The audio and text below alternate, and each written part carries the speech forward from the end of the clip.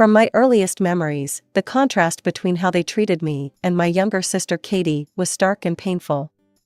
My name is Emily, and this is the story of how my own family betrayed me, and how I rose above it all. Katie was born just a year after me, and from the moment she arrived, it was clear she would be the golden child. Our parents, Mark and Sarah Harrison, showered her with attention while I lingered in the shadows.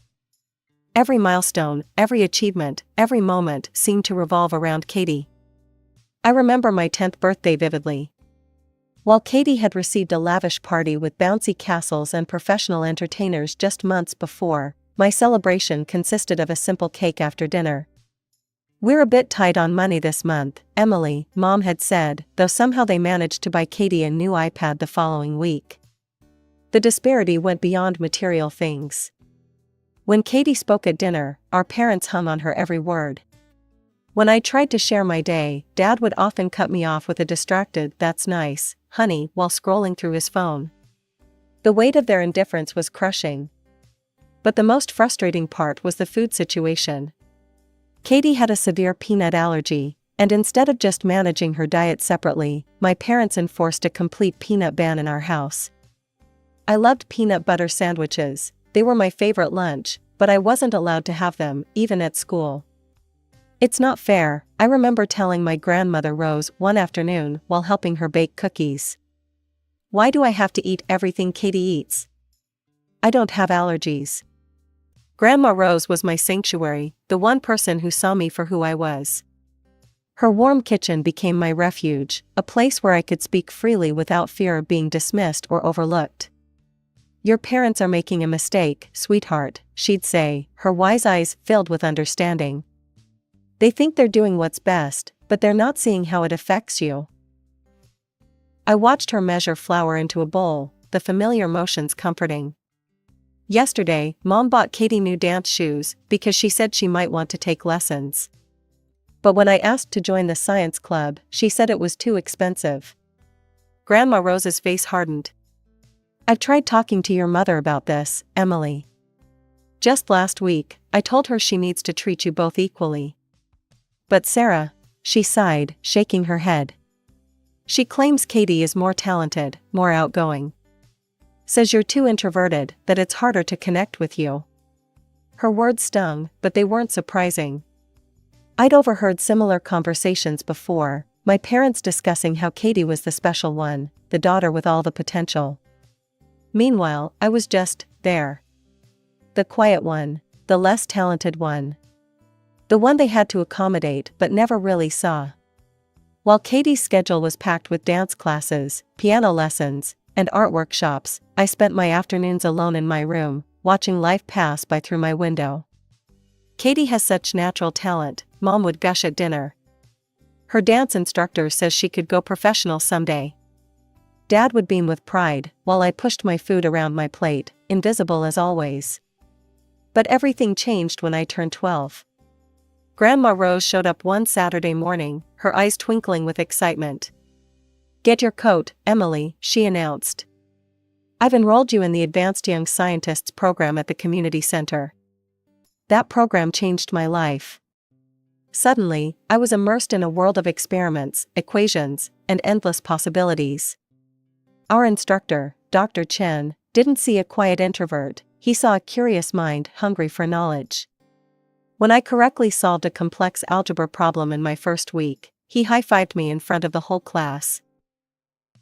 By 14, I wasn't just excelling in science and math, I was standing at podiums, articulating arguments about climate change and social justice.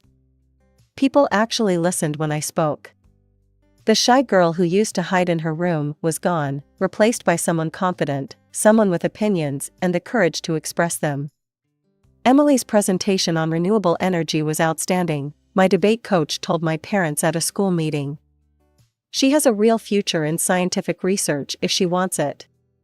I'll never forget Katie's face that day, the way her smile tightened, her eyes narrowed.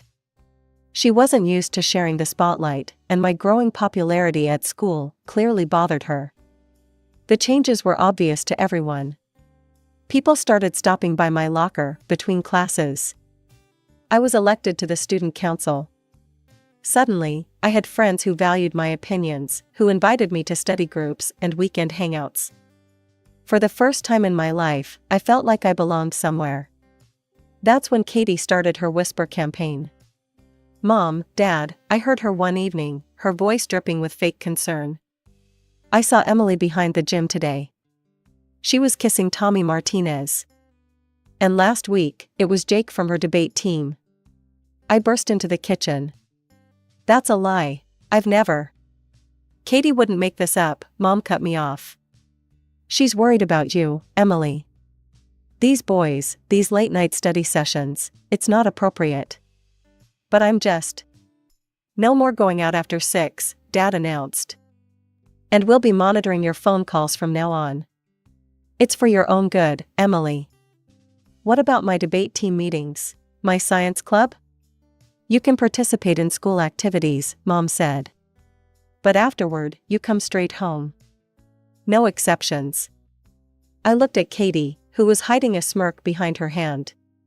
She'd won again, and we both knew it. My newfound freedom was being stripped away, all because of her lies. As we grew up, Katie's antagonism toward me grew more pronounced. It wasn't enough for her to control my social life through our parents. She started targeting my belongings and the few friendships I'd managed to maintain despite the restrictions. One morning, I found my science project drenched in water, the careful calculations I'd spent weeks on bleeding into illegible smears.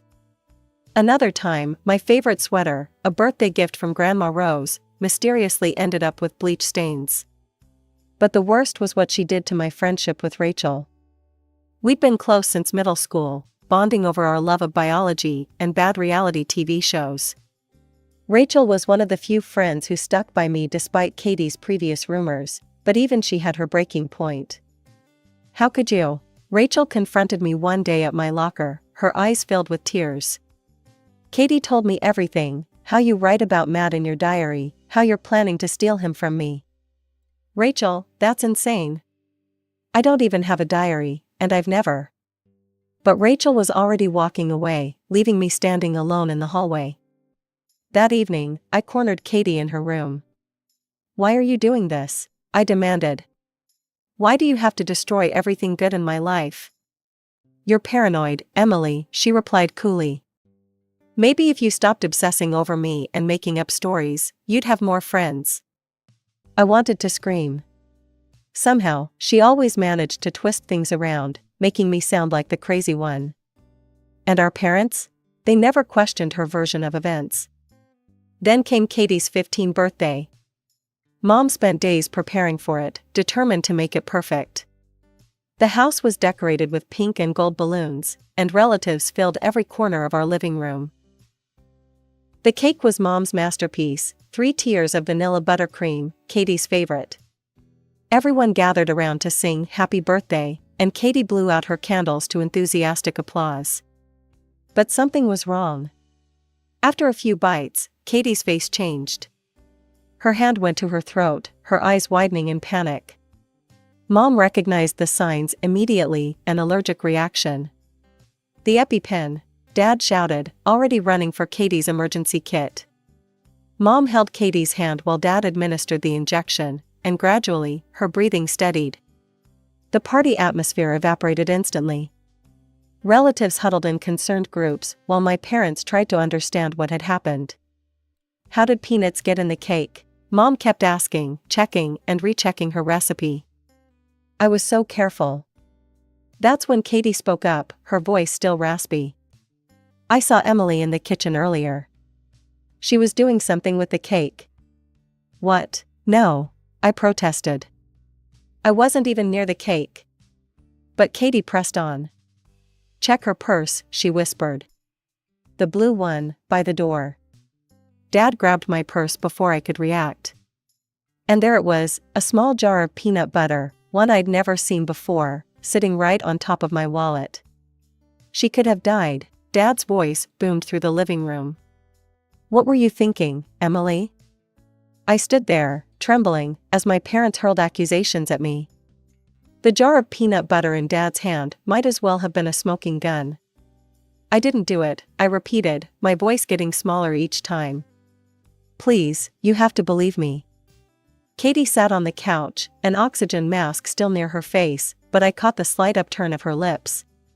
She was enjoying this, enjoying watching my world crumble around me. Our relatives shifted uncomfortably, whispering among themselves. Aunt Jane pulled her daughter closer, as if I might try to poison her next. Uncle Bob wouldn't even meet my eyes. The only person who moved toward me instead of away was Grandma Rose. Now wait just a minute, Grandma's voice cut through the chaos. Everyone needs to calm down and think about this rationally. Did anyone see Emily put it there? This needs to be properly investigated. Everything is already clear, Dad interrupted. Emily, go to your room. We'll deal with this later. The next few days were a nightmare. At home, my parents acted like I was invisible. They'd leave the room when I entered, lock away all the food, and whisper behind closed doors. At school, word spread quickly. People moved away when I walked down the hallways, as if attempted murder was contagious.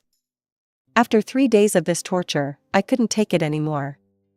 I found Katie alone in her room, scrolling through her phone. You need to tell them the truth, I said, closing the door behind me. This has gone far enough. Katie looked up, and the smile she gave me was chilling. You know what's funny, she said, setting her phone down. I've been planning this for months. Waiting for the perfect moment. The birthday party was just perfect timing. Something snapped inside me. Years of pent-up frustration, anger, and hurt exploded. I lunged at her, grabbing her shoulders. We crashed to the floor, knocking over her bedside lamp. The noise brought our parents running. They found us wrestling on the ground, both screaming. She confessed, I shouted as Dad pulled me off Katie.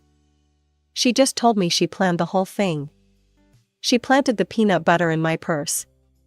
Stop lying, Katie shrieked, crocodile tears already flowing. See? She's crazy. She attacked me. That's enough. Mom's voice was ice cold. Pack your things, Emily. We can't have you in this house anymore. What? No, please. You're dangerous, Dad declared. We'll call your grandmother. Either she picks you up by morning, or we're calling social services. I fell to my knees, begging them to listen, to understand. But their faces were stone. Katie stood behind them, and through my tears, I could see her satisfied smile. Grandma arrived at dawn, her ancient station wagon idling in our driveway. As I loaded my hastily packed bags into her car, she confronted my parents one last time. What you're doing is despicable, she told them. You're choosing to believe a lie over your own daughter. Someday you'll realize what you've done, and it'll be too late. They didn't respond. They just stood in the doorway, Katie between them, watching as Grandma drove me away from the only home I'd ever known. Living with Grandma Rose was like finally being able to breathe after years of suffocation. Within a month, she had legally adopted me, handled all the paperwork for my transfer to Riverside High School, and converted her sewing room into my bedroom. At Riverside, nobody knew about the birthday party incident or Katie's lies. I was just the new girl with good grades and a quiet smile. Slowly, I started making friends again, real friends this time, who didn't have Katie whispering poison in their ears. I threw myself into my studies with renewed passion. Without Katie's drama and my parents' constant criticism, I flourished. My SAT scores were nearly perfect. I graduated as valedictorian, my speech focusing on resilience and the power of second chances. My parents didn't come to the graduation ceremony. I'd sent them an invitation, more out of formality than hope, but received no response. It hurt, but less than I expected. Grandma Rose's proud tears as I accepted my diploma meant more than their absence. I'd been accepted to several prestigious medical programs, but the tuition fees were daunting. Before I could even mention student loans, Grandma Rose pulled out a folder. I've been saving for this since you were 12, she said, showing me her college fund for me. I always knew you were meant for great things. Those 4 years of dental school were intense, but rewarding. I lived in a tiny apartment near campus, worked part-time at a cafe, and studied until my eyes burned. Through it all, Grandma Rose was my rock, listening to my excited phone calls about successful procedures, and never once doubting my chosen path. I had no contact with my parents or Katie during this time. Sometimes I'd see updates about them on social media: Katie's job at a local retail store, Mom's garden club awards, Dad's bowling league victories. I'd scroll past them quickly, refusing to let their lives intersect with mine. Finally, after years of hard work, I held my dental license in my hands. My first job offer came from Brighton Dental Associates, one of the most respected private practices in the city. I posted a photo of my diploma and license on Facebook, adding a simple caption: Dr. Emily Harrison, DDS. Dreams do come true. The response was overwhelming. Old school friends, distant relatives, even my third-grade teacher left congratulatory comments. Aunt Jane, who'd pulled her daughter away from me at that fateful birthday party, wrote, "We're all so proud of you, Emily." Uncle Bob posted, "Incredible achievement, kiddo." Looking at those messages, I realized something profound. I'd done more than just survive my family's betrayal, I'd transformed it into fuel for my success. My phone rang on a quiet Sunday afternoon. The number was familiar, though I hadn't seen it flash across my screen in years. Mom. My hand shook as I debated whether to answer. "Hello?" I finally said, my voice steadier than I felt. "Emily, sweetie." Mom's voice was syrupy sweet, the tone she used to use when asking Katie's teachers for deadline extensions. "We saw your announcement about becoming a dentist. We're so proud of you." I said nothing, waiting.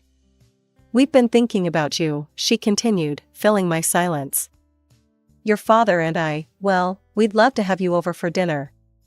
Just to catch up. As a family." I shouldn't have agreed.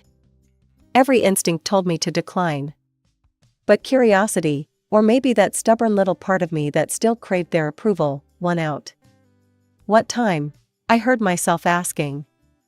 The next evening, I pulled up to my childhood home in my new Mercedes. The house looked smaller than I remembered, the paint peeling slightly around the windows. I dressed carefully: designer blouse, tailored pants, the pearl earrings Grandma Rose had given me for graduation. Armor, in its own way. Mom opened the door before I could knock. "Emily." She moved as if to hug me, then seemed to think better of it. Come in, you look so professional." Dad stood awkwardly in the living room. "Hey, kiddo." He'd aged more than I expected, his hair completely gray now, new lines around his eyes. "Is Katie joining us?" I asked, noting the table was set for 3. "Oh, no, she's busy tonight," Mom said quickly. "I made your favorite, pot roast." "Well, what used to be your favorite?" Dinner was a strange dance of forced smiles and careful questions. They asked about dental school, about my practice, about where I was living now. I answered politely but briefly, offering no openings for deeper conversation. "So," Dad said, pushing his potatoes around his plate, "dentistry must be lucrative?" And there it was. "I do all right," I replied neutrally. "She drives a Mercedes, Mark," Mom commented, as if I wasn't sitting right there. "And you mentioned an apartment, Emily?" "Yes, I bought a place downtown." "With a mortgage, of course." They exchanged glances. Mom set down her fork with a sigh that seemed rehearsed. "Emily, we've been having some difficulties," she began. "Your father, well, the company downsized last month. And my arthritis is making it harder to maintain my full schedule at the salon." "That must be tough," I said, taking a sip of water. "We were wondering." Dad cleared his throat. "That is, maybe you could." "Have you asked Katie for help?" I interrupted. Mom's face fell. "Katie's struggling too. Retail doesn't pay much, and she's barely making ends meet as it is." I placed my napkin on the table and stood up. "Well, I'm sorry to hear about your situation, but I won't be able to help." I heard them calling after me as I walked to my car, but I didn't look back. The message from Mom came during my lunch break at the clinic. Emily, we need $20,000. Your father and I are about to lose the house. As our daughter, you have an obligation to help us. I stared at my phone, a strange calm settling over me. Finally, an opportunity. I'll give you the money, I typed back, on one condition: publicly admit on social media that I never put peanuts in Katie's birthday cake. Admit that you threw me out of the house because of Katie's lies. Tell everyone the truth. The typing bubble appeared and disappeared several times. Finally, after what seemed like hours, her response came through: we can't do that. It would destroy our family's reputation in the community. People would judge us. Surely you understand? I laughed without humor. Then you understand that I won't be giving you any money. Surely you understand? The response was immediate this time: after everything we've done for you. I turned off my phone and went back to work. 2 hours later, during my afternoon break, I saw Katie's name light up my screen. Something made me hit the record button before answering. Hello, Katie. You heartless bitch, she snarled, her voice dripping with venom. Mom's crying because of you. They're about to lose everything, and you're playing games? I'm not playing games, I replied calmly. I'm asking for the truth. I want them to admit what they did to me. What you did to me. Never going to happen, sis. You know why? Because it would hurt me. And they'll never do anything to hurt their precious Katie. Her voice took on a sing-song quality. They've always loved me more, you know. Even after I told them about the peanut butter. My heart stopped. What do you mean? Oh, didn't you know? She laughed again, the sound chilling. A few months after you left, I told them I planted that jar in your purse. They didn't even care. Dad just said it was probably for the best that you were gone anyway. That's how much they prefer me over you. My hands were shaking, but I kept my voice steady. You admitted it to them? Of course I did. I was so proud of my plan, I had to tell someone. And guess what? They didn't care. Each word was punctuated with malicious glee. They'll never admit it publicly because it would make me look bad. So you can forget about your little confession demand.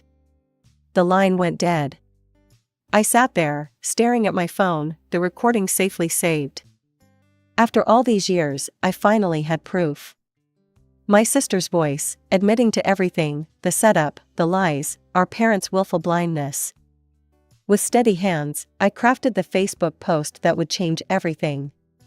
No dramatics, no accusations, just the truth, finally set free. Many of you remember the incident at my sister's 15th birthday party, I wrote.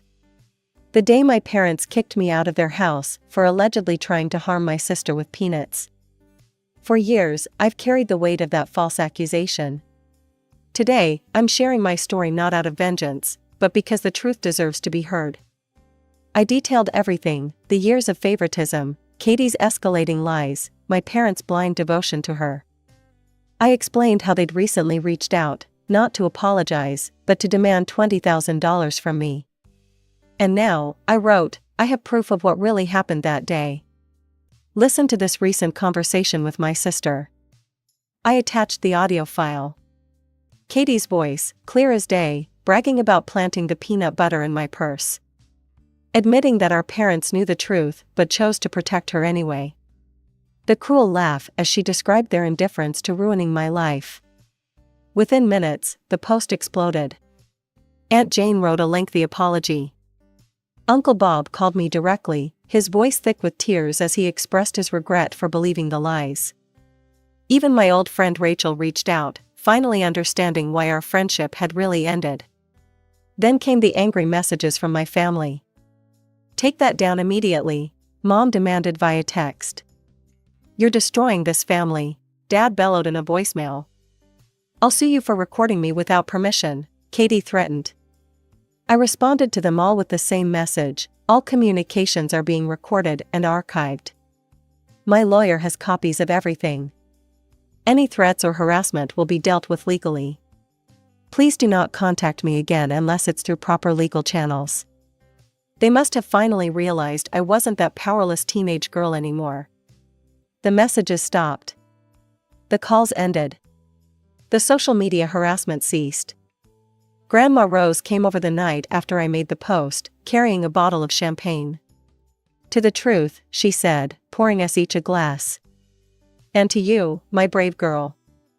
I couldn't have done any of this without you," I told her, fighting back tears. "You were the only one who believed in me when everyone else turned away." She took my hand, her eyes bright with pride. "I never doubted you for a second. And look at you now, successful, strong, finally free of their lies. Do you think they'll ever admit what they did? Try to make amends?" Grandma Rose shook her head. "Some people would rather live with their lies than face the truth about themselves. But that's their burden to bear, not yours." She was right, of course. She usually is. My parents and Katie chose their path long ago, just as I chose mine. They'll have to live with the consequences of their choices, just as I built a life from mine. These days, I focus on my practice, my friends, and my relationship with Grandma Rose, the one true parent I've ever known. The past doesn't haunt me anymore.